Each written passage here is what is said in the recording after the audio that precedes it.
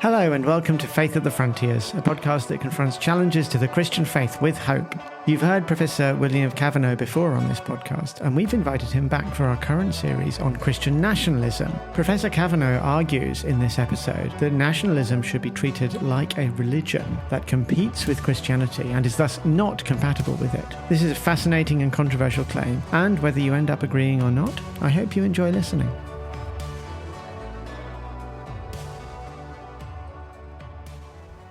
Professor William Cavanaugh, thank you so much for joining us. Oh, my pleasure.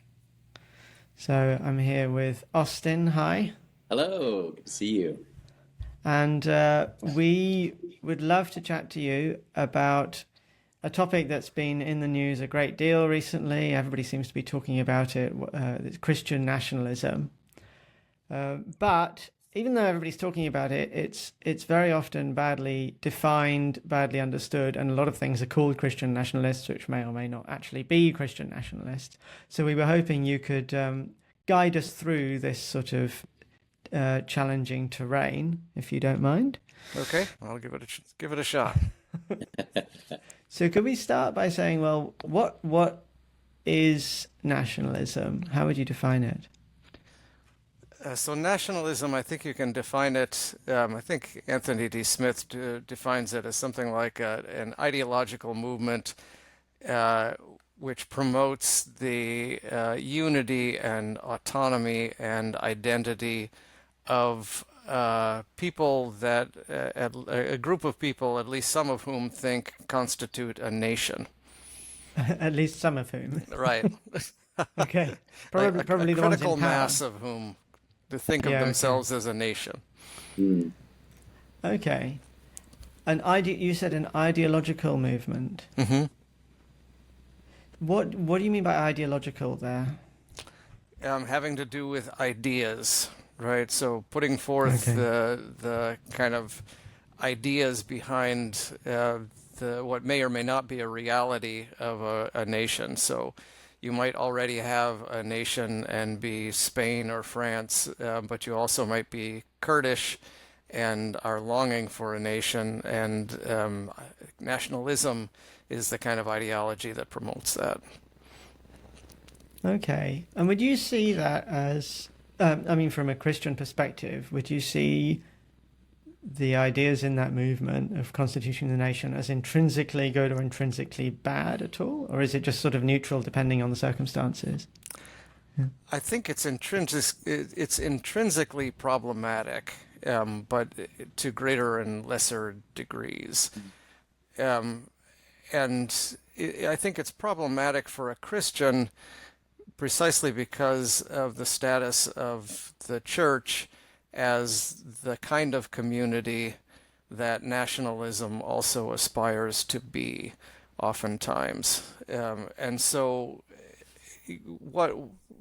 nations are fairly recent inventions, and the church is embedded in the scriptures as kind of part of what it means to be Christian, and is kind of transcultural and transnational and so on. And so nationalism is going to be intrinsically, I think, in tension with Christian belonging, but to greater and lesser degrees, right? So I have a certain amount of sympathy for Ukrainian nationalism these days, just because it's kind of understandable that they would, that they're kind of facing a mortal threat.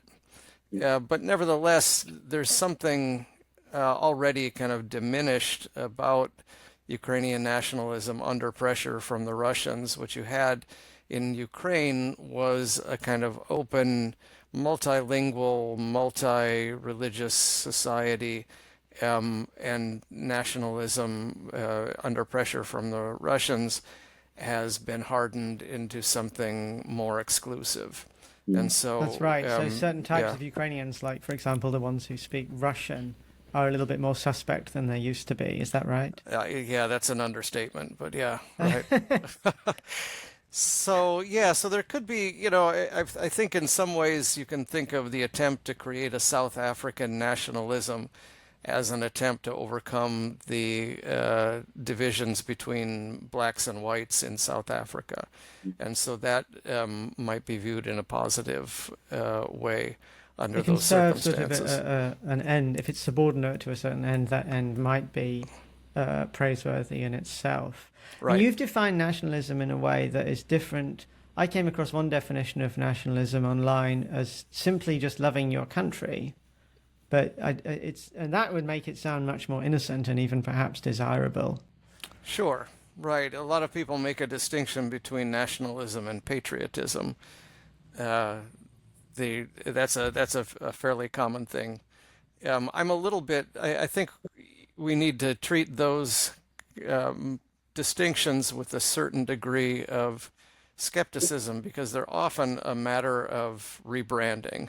And the usual distinction really ends up being nationalism is what you do and patriotism is what we do, right? So if the Turks have a parade, a military parade, it's nationalism, and if we do it, it's patriotic. And so I'm a little bit suspicious of those kinds of things. And I mean, there are arguments on behalf of patriotism from a Christian point of view, which are based on the incarnation, that we all are incarnated just like Jesus in a certain time and place, and therefore God embraces particularism, and therefore it's okay for us to embrace particularism and love our people and our place and our land and so on. And I think that's true. The problem with nation states is that they're oftentimes not manifestations of particularism in that sense, but they're the opposite, right? So That's interesting. I mean, I think we probably want to unpack that. Perhaps we can do so along the lines of your book, Migrations of the Holy, which doesn't give a very happy account of the rise of the nation state. right, yeah. And more recently, my book, Uses of Idolatry, have a chapter on nationalism. It just came out last year. And I've kind of done a more thorough dive into the question of nationalism there. Yeah, I mean, it was very interesting that just now when you talked about particularism, you left out the nation as one of those things that one is constituted to love. And so I think you're setting this up for the idea that actually nationalism can sometimes be the opposite of a love for your particular. But I think we need a little bit more of an explanation about why that is. Sure. So think about France, for example. France, the kind of dominance of French in France is done at the expense of local languages and cultures. Like the So, Basque, for example. Yeah. right, yeah. I mean, until recently, fairly recently, you had still had people speaking Provençal and Breton and Occitan and other languages, and that's all been erased by the dominance of French, right? Same thing happens in Italy. Italy is not created until 1861, and there's still a lot of regions of Italy where people hold on to their local identity very closely. In fact, the Italian word paese, which is used now for nation state, also means village.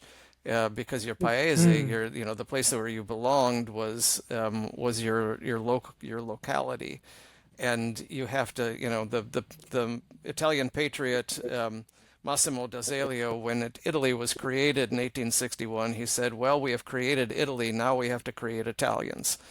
Right, and they went about doing that. Did he And want to so be it's a quoted way saying of that? it's a way of kind of overriding your particular identity into this kind of larger sort of thing. So yeah, Yeah, so part of I guess one of the questions of nationalism is all of these questions about multiculturalism and right the relation between like how do you define like the identity of a people and at what size and sort of what's the purpose of that. And I think it's interesting to see it in many ways getting rid of certain kinds of particularity, but obviously compared to, a broader globalization, it's holding on to like a mid-sized particularity, depending on the nation. Right. Yeah. I mean, it's often kind of contrast these days. It's contrasted with globalization that we need to kind of retract from this broad cosmopolitanism and focus more on the nation because of the problems of globalization, and I think that's only partially true, Mm, right? That I mean, there is a sense in which nation states can usually don't protect against the worst aspects of globalization. But there's other ways in which they're absolutely essential to the process of globalization, right? The only reason that it works for a corporation to move their factory to Mexico is the fact that you've got a border there. And so you can pay, instead of paying $15 an hour, you can pay $1.50 an hour, precisely because the border is there, right? So the only thing that makes globalization work is that capital is mobile and laborers are not, right?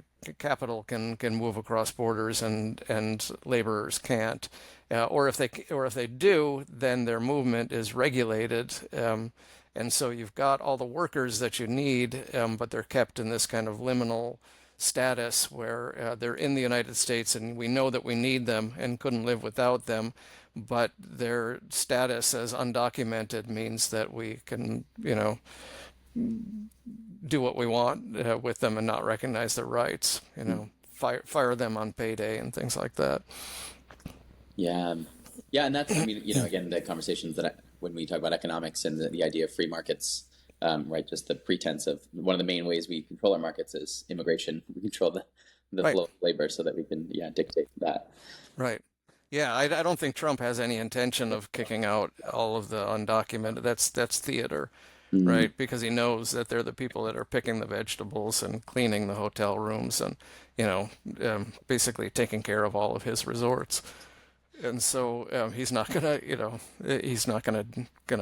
kick them all out, but Right, but it makes for good political scapegoating rhetoric them to makes, say he's yeah, going to. right, Yeah, exactly, okay. yeah, yeah. yeah, The Yeah, important that part makes is having sense. them around to scapegoat. yeah, exactly.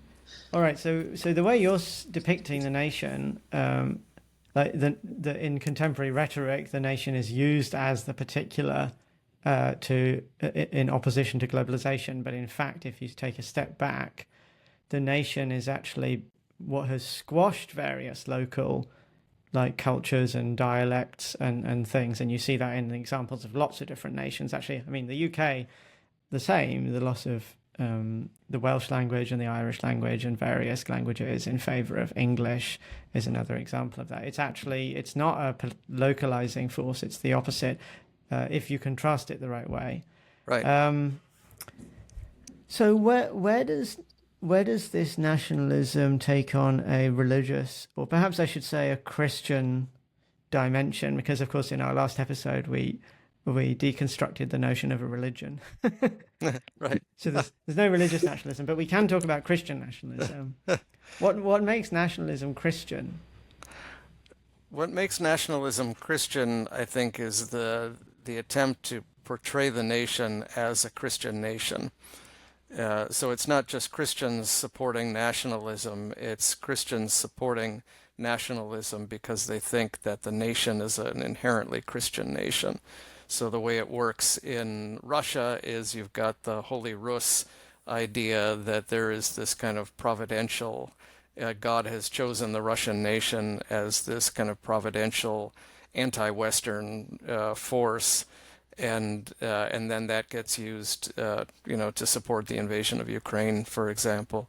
And in the U.S., the idea that the U.S. was founded as a Christian nation on Christian principles by Christians, that's an important part then of trying to kind of marginalize other sorts of discourse and privileging Christians and Christian ideas at the center of the legal system and the kind of symbolic system of the nation.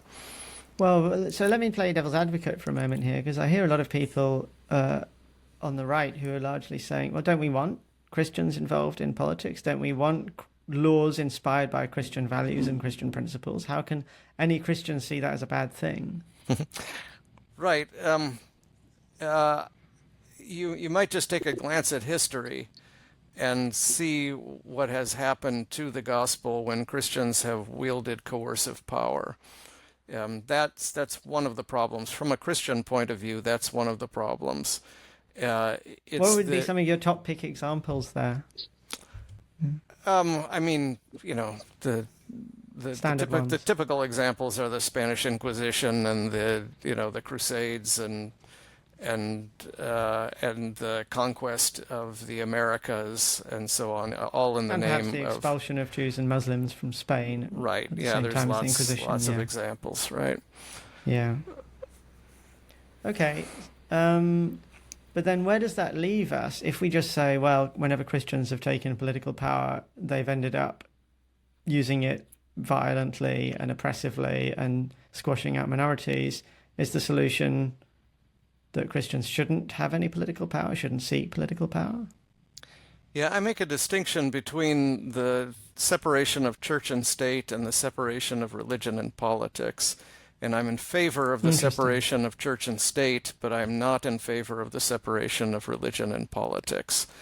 I don't think that Christianity ought to be privatized. I think Christianity is inherently political in one sense of the word, but in a kind of Aristotelian as opposed to a Weberian sense of politics, right? That it's about caring for what goes on Monday through Friday, about the organization of the community, but it's not necessarily in a Weberian sense about the wielding of state power, which is inevitably a monopoly on violence, right? A monopoly on coercion. So there's all sorts of ways for the church to be political without ruling, and that's what I think political theology is about.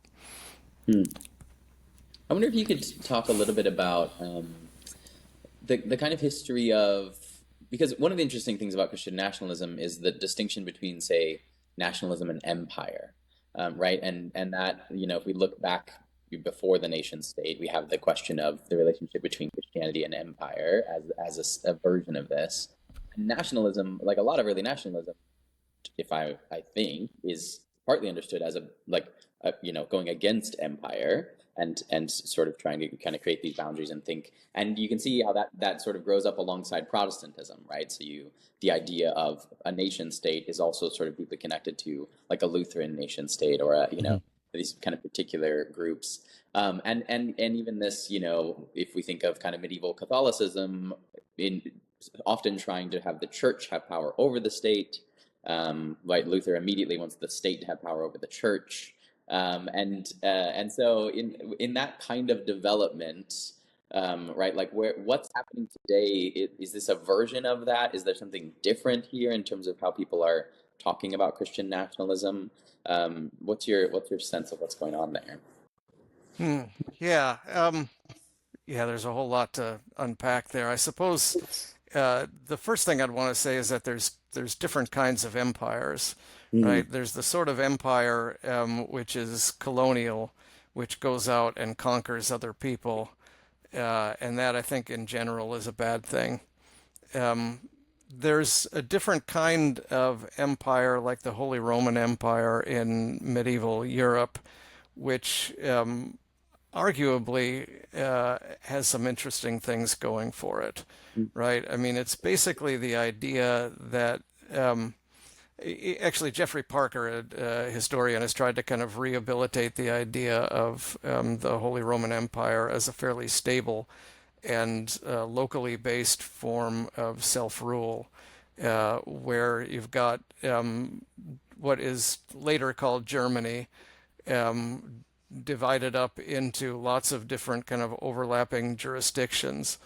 And there's a kind of local economy and local forms of governance, and the center of the empire is actually fairly weak and only intervenes when necessary, and then oftentimes not very successfully.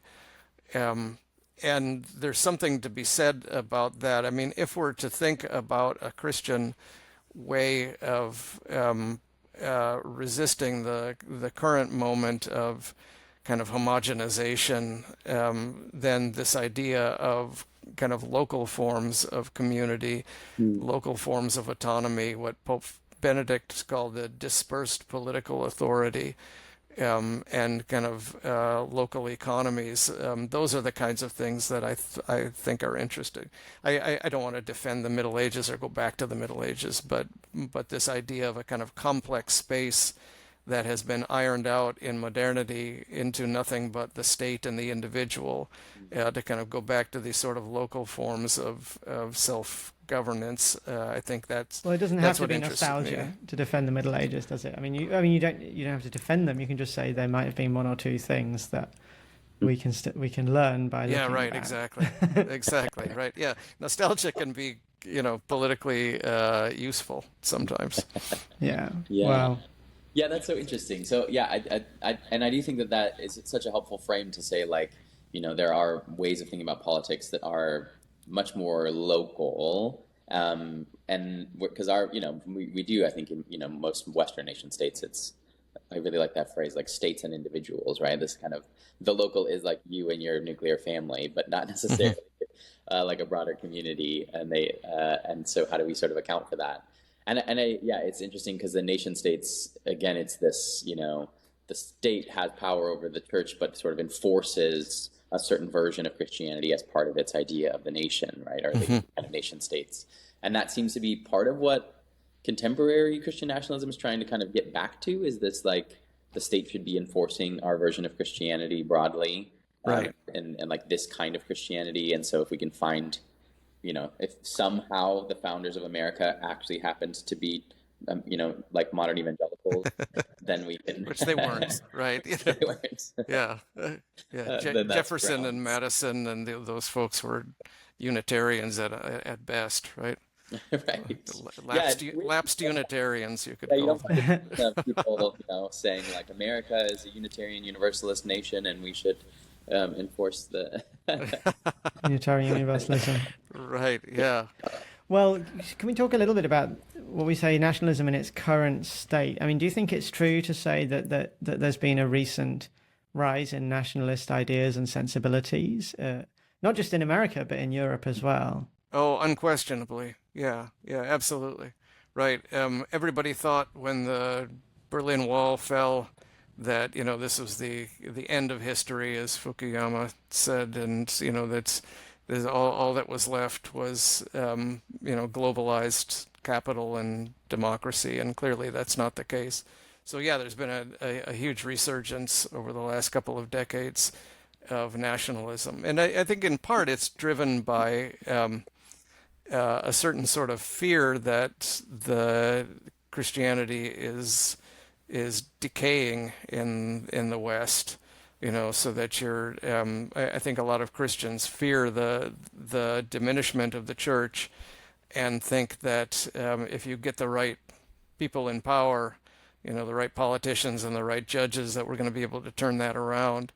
The opposite, I think, is the case. I think the more you try to enforce Christianity or promote Christianity coercively or through the government, the more people are going to walk, And I think there's actually, I was in Budapest a couple of years ago, and they had just released statistical data, survey data, indicating that for the first time in a millennium, a minority, fewer than 50% of Hungarians considered themselves Christians. And this is after, how many years, a couple of decades of Orban and Fidesz's rule, in which they, very explicitly, they wrote Christianity into the Constitution, and have been very explicit about the state supporting the church. Yeah. And the net effect of that is driving people away from Christianity, and I think that's that's a very exactly what will interesting happen in the example. U.S. as well. That we actually had the last episode we had Marietta van der Tol talking a bit about Hungary, and she actually pointed out that in spite of all of this rhetoric about Hungary being a Christian nation, it's actually never been more secular. Right, So that's right, an and it's interesting only going to get example. more the more that Orban tries to promote it. So it seems to me that what you're pointing to is the coercive use of political power by Christians to try and support or reinstate Christianity or promote Christianity.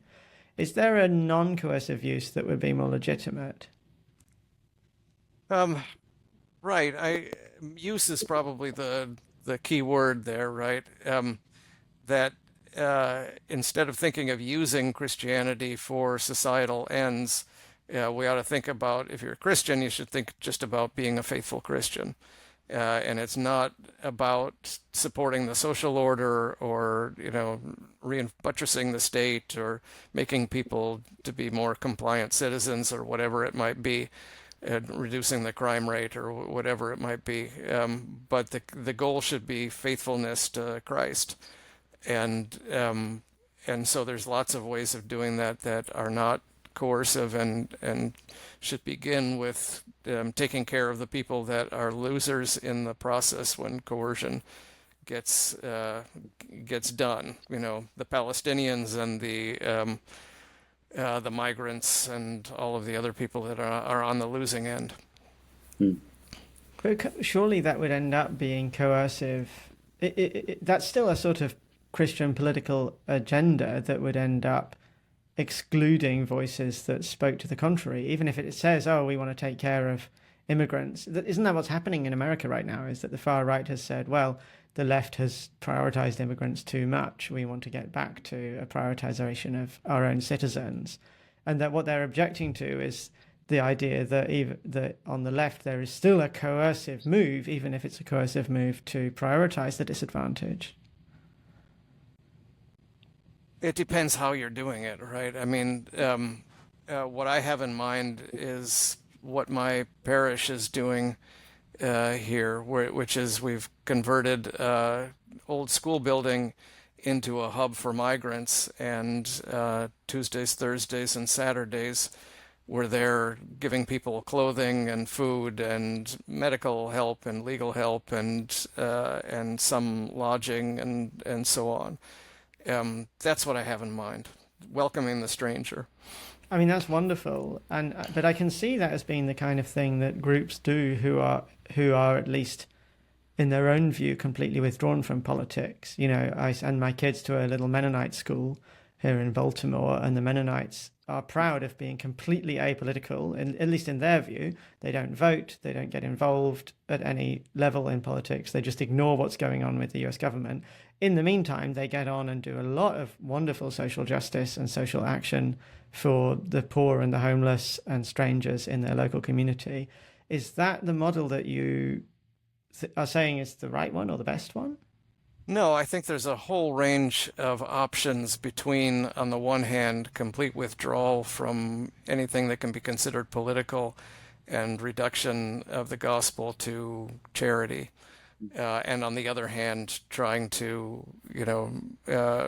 reinforce Christian hegemony in the United States through coercive means. I think there's all sorts of things that can and do happen in between, and all of those things need to be discerned carefully. I vote. I think the problem is that our social imagination among Christians has been reduced to voting, right? Like all we can think to do about societal problems is write our representatives and try to vote the bastards out the next time the next election comes around. So we're That's the only kind of political, political once action you every can 2 take, years or, Yeah. once every 4 years or whatever. And that is a tremendous kind of shrinkage in Christian social and political imagination, and we ought to be doing much more interesting things. Mm-hmm. Well, could you name some of those more interesting things? Yeah, I mean, one of my heroines is Dorothy Day, who is, at personal sacrifice taking care of marginalized people, and at the same time running protests against, resisting orders to take shelter during nuclear tests. What am I trying to say? Nuclear bomb drills. I didn't know Drills, there were exactly. such things. Yeah. I'm too young to remember such things. Right. Yeah. Right. And protesting against militarization, and at the same time, so witnessing on the one hand against the injustices, and at the same time doing direct service and creating kinds of community where you're living with marginalized people. Those kinds of things, I think, are some of the things that I think of. I gave you the example of what my parish is doing. There's all sorts of experiments in local community and economy that Christians are undertaking that I think are those are the kinds of things that we ought to be doing. There's a group in here that that's called Peace. I don't know if they do this like everywhere, if it's just like a local thing, but that's quite a broad name. Yeah, it is a really broad name. But essentially, they gather Christians together and they invite like local political leaders, so the sheriff, the commissioners, these kinds of things, and they do research year round about how can we sort of what sort of major questions of justice do we have in our city in terms of like mental health care, housing, this kind of stuff, and then thousands of Christians all gather together to sort of ask these political leaders to enact certain policies in certain directions like that.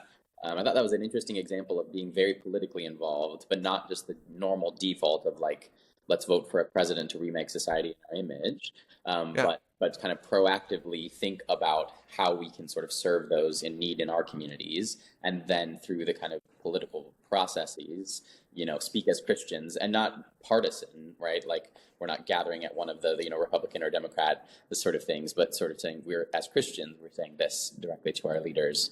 I thought that kind of thing is quite a compelling example, maybe, of the sort of thing that, it's the kind of thing that's political action construed not just as voting, broadening the conception of what getting political means. Right, and creating local kinds of communal discernment where politics becomes something more than just an effort to scare and coerce and intimidate people into, or bribe people into, supporting one of the, the default parties, right? Yeah. This is one of the big problems that I think we have certainly American politics, right? This is why people like Alistair McIntyre have said, this has been an oligarchy for a long time, is because the people aren't involved in deciding the choices that we have. We just vote for preset choices, right? None of which are usually very good at all. And right. So it's needing to develop local forms of political community where we are discerning together, doing decision making together, and then going to the government and leadership and saying, this is what we need as a community. Right. Yeah, I think that's right. And so much of politics has been reduced to people watching things on their phones and getting irate, and that's, that's getting angry at the opposing party. Right. Yeah. Yeah, that's right. Yeah. I still can't sort of completely get away from this idea that if we're Christians, then we want our nation to look more Christian. We do. Yeah, but then does that lead to the idea, to a more defensible idea of a Christian nation? That's something that we're striving for? The more Christian, the less nationalist, I would say, right? The more Christian we become, the less concerned we are with our own identity and shoring up our own identity over against others. And so, except if that identity is itself Christian, then isn't there a risk? This is what I would hear a nationalist say. Isn't there a risk of actually undermining the Christianity of a nation if you don't try and defend its Christian identity? Yeah, I think the opposite is the case, and I think there's empirical evidence that the opposite is the case, right? I mean, one of the main sociological explanations for the ongoing secularization of the United States since the 1990s is precisely the attempts of Christians to put a thumb on the scale politically, that it's driving people away from Christianity. And I think, you know, in Hungary and other places, I think that's probably the case. And so, what is Christianity as more than just counting how many people are in church on a given Sunday? Even by that standard, I think it's a counterproductive strategy. But the most important question is, what do you have to do to be a faithful Christian? And I think in many ways, the more Christian, the less nationalist you're going to be.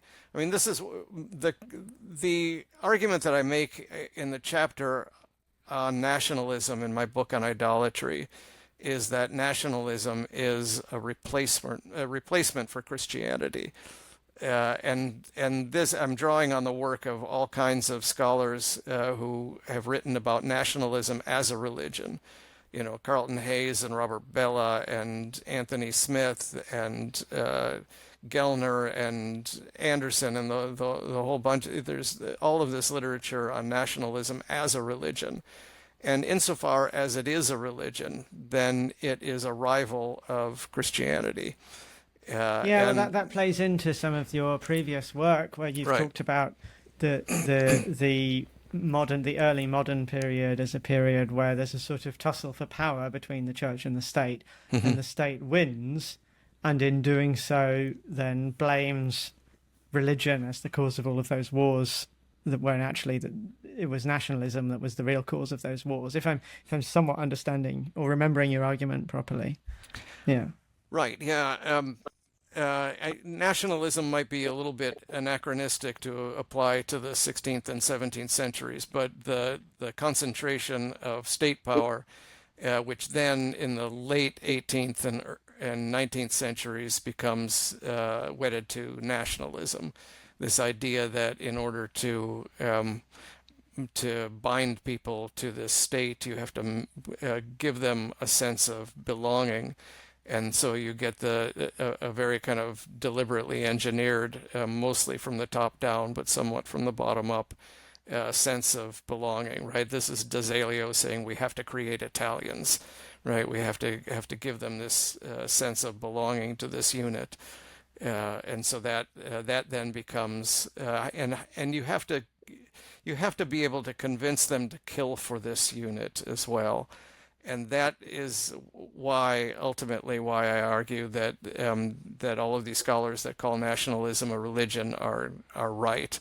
In order to because it produces people who are actually willing to kill or even die, even more willing to die for their country. Right. Although, as General Patton said, nobody ever won a war by dying for his country. He won a war by making the other poor dumb bastard die for his country. Right. So that's why I think it's important to say to kill and not just to die for your country. But both of them are involved, and of course, soldiers are the ones that we say give the ultimate sacrifice, and all of the kind of religious language of sacrifice has been, Christian language of sacrifice has been transferred to sacrifice in war. Yeah, military. And that's one example of a migration of the holy, to quote your book title, which is I actually first picked up that book because I thought it was about migration. Oh. and then when I read it, I found that it wasn't about that. There's a chapter about migration. There is, and that was a very interesting chapter. But I was like, oh, you're actually talking about how the idea of the holy has migrated from Christianity to the nation state, which was still a very, very interesting read, even though it wasn't what I expected.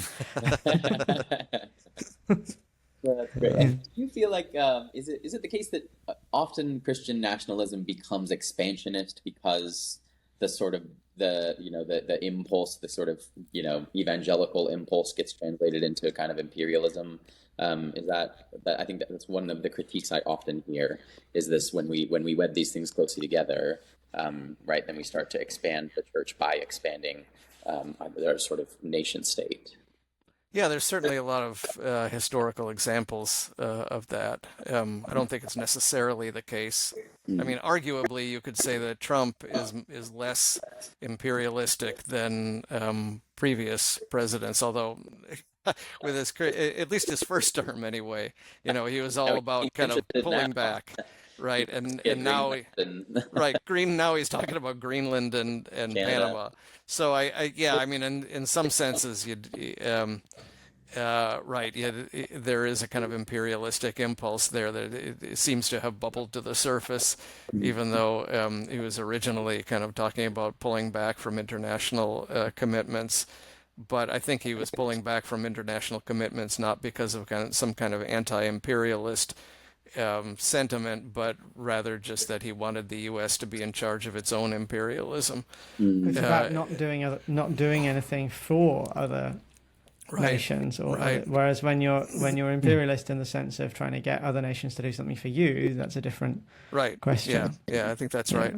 I mean, one thing, though, that I want to emphasize is that I think there's too much attention paid to Christian nationalism and not enough attention paid to the problems of nationalism as such, right? So the problem is not just Christian nationalism, it's Christians being nationalistic, whether they are promoting Christian nationalism or what you might call secular nationalism. I think it's equally problematic. A lot of people think that the problem with Christian nationalism is the Christian part, right? That Christians shouldn't be involved in politics. You should have this distinction between politics and theology, or politics and religion.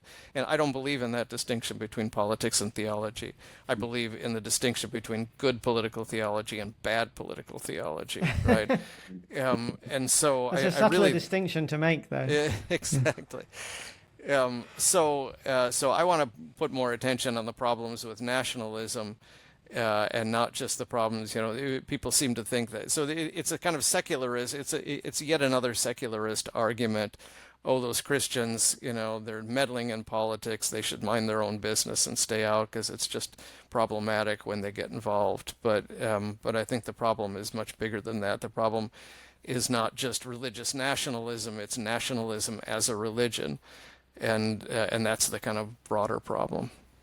And the Christian bit, if it's a problem, right, it's an internal theological problem, which is most of this that's going under the name of Christian isn't actually Christian, right? This is sort of secularism with Bible verses attached.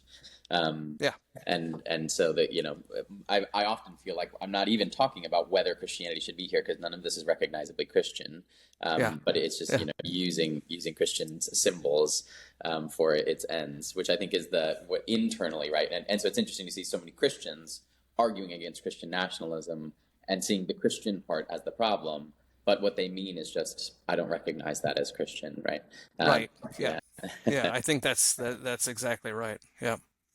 Yeah. It's really hard to make Jesus into a Christian nationalist. Finding biblical evidence for that in the Gospels is a pretty heavy lift. Right.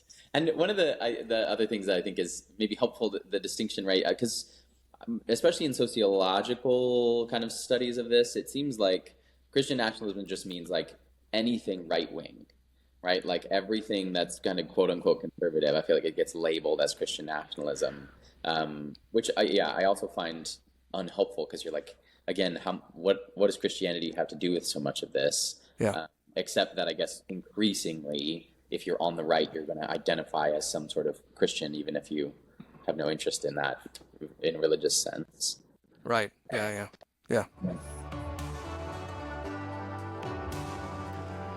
Thank you for listening to Faith at the Frontiers, a podcast that confronts challenges to the Christian faith with hope.